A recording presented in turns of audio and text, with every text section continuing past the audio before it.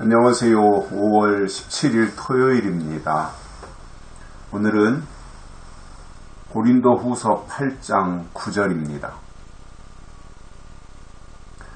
우리 주 예수 그리스도의 은혜를 너희가 알거니와 부요하신 자로서 너희를 위하여 가난하게 되심은 그의 가난함을 인하여 너희로 부요케 하려 하심이니라. 아멘.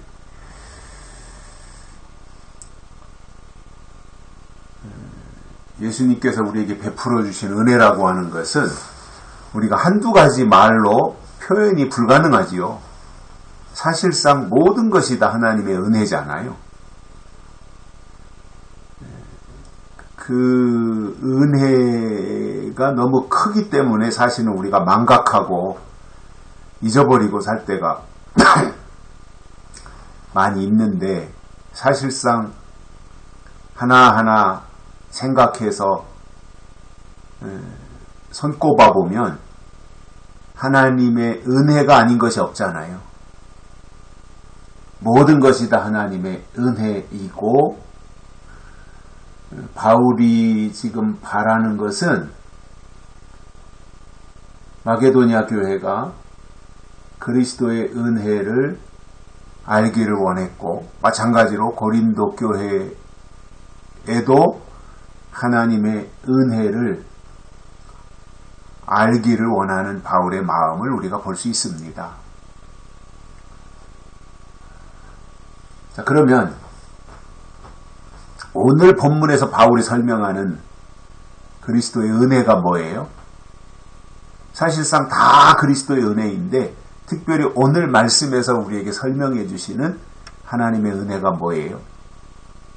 이렇게 말합니다. 부요하신 자로 너희를 위하여 가난하게 되셨다, 이겁니다.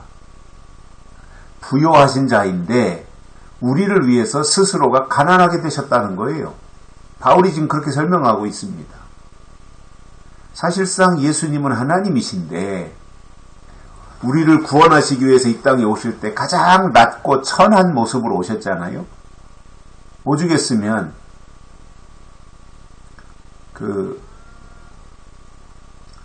말구유에서, 마국간에서 태어나시고 말구유가 요람이 되셨고, 그야말로 머리 둘 곳이 없다고 말씀하실 정도로 예수님은 인간적으로 보면은 너무너무 가난하고 없고 이러한 모습이잖아요.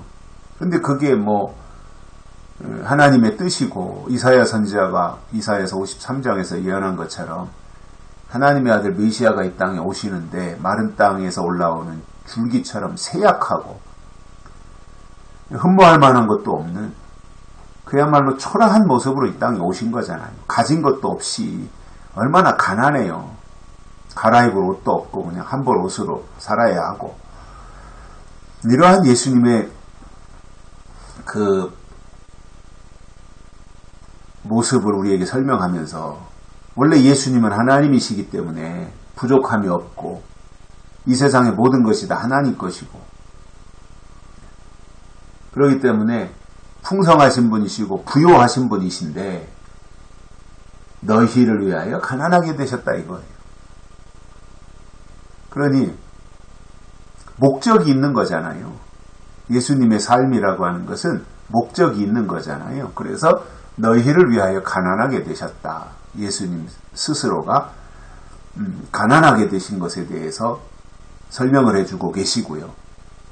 그것을 우리가 보면서 우리의 삶 속에, 우리의 생활 속에 예수님을 닮아가는 그러한 모습들도 필요한데, 사실상 예수님 자신은 부자인데, 부요하신 분이신데 우리를 위하여 가난하게 되셨다, 이겁니다. 왜냐하면 가난한 자들의 친구가 되셔야 되고, 없는 자들의 친구가 되셔야 되고, 약한 자들, 병든 자들의 친구가 되셔야 되는데, 그러기 위해서는 가난하고 없는 자로 오셔야 가난한 자 곁에 다가갈 수 있는 거 아니겠어요?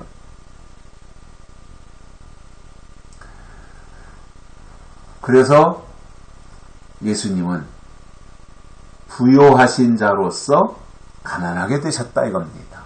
원래는 부자인데 우리를 위해서 가난하게 되셨다 이거예요. 그러면 왜 그렇게 하신 것이냐? 왜 가난하게 되신 것이냐? 스스로가 그 이유를 이렇게 말합니다. 그의 가난함을 인하여 너희로 부욕해 하려 하심이라. 예수님 자신이 가난하게 되심으로 우리를 부욕해 하시려는 목적이었다는 거죠. 그러니까 우리를 부자 만들어 주려고, 우리를 풍성하게 하시려고 예수님 자신이 가난하게 되신 거다 그 말이잖아요.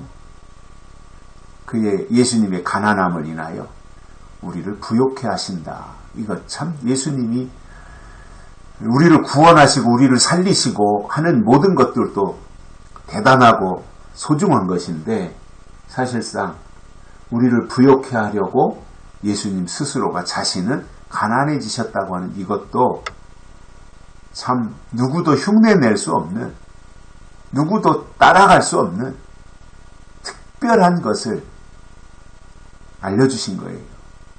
베풀어 주신 거죠. 사실은 우리에게. 모든 것이 다 주님의 것인데 우리를 위하여 예수님 자신이 가난해지셨다는 겁니다.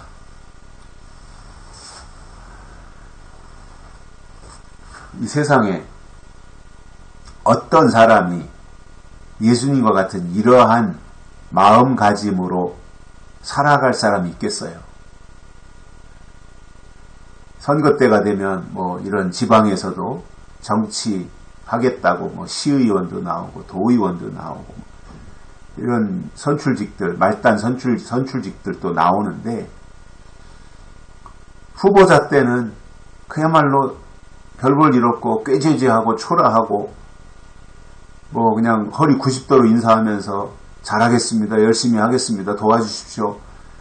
저를 좀 저에게 표를 몰아주십시오. 뭐 이렇게 그 낮은 자세로 다가가가지고 그러다가 어떻게 해서 이제 당선이 되잖아요. 그럼 처음에는 얼마 동안은 초심을 지키는데 좀 지나잖아요. 그때부터는 거드름을 피우고 자기가 잘나서 당선이 된 것처럼 이러는 사람들도 있더라 말입니다. 근데 우리 예수님은 스스로 하나님이시잖아요. 하나님이신데 그 하나님의 자리를 포기하고 사람의 몸을 입고 이 땅에 오신 거예요.